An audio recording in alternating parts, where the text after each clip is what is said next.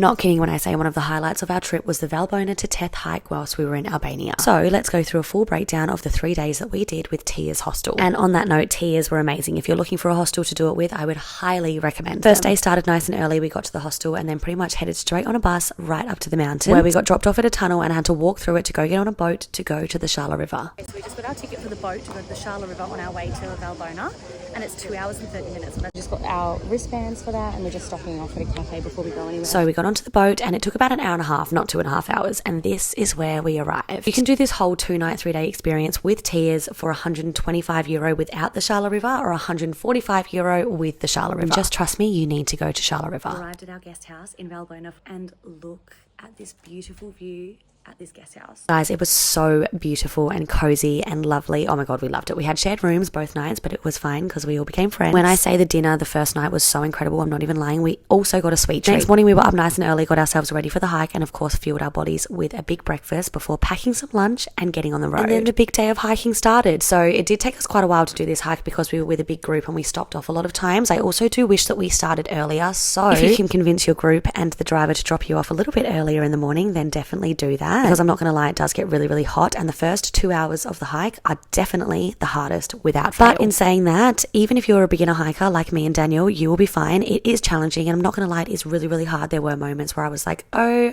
my gosh, but you can easily push through. If I did it even in the heat, then you can definitely do it. Once you reach the summit, it is the best feeling. Made it to the summit. Now we're just going to have lunch. We made some sandwiches. Yum.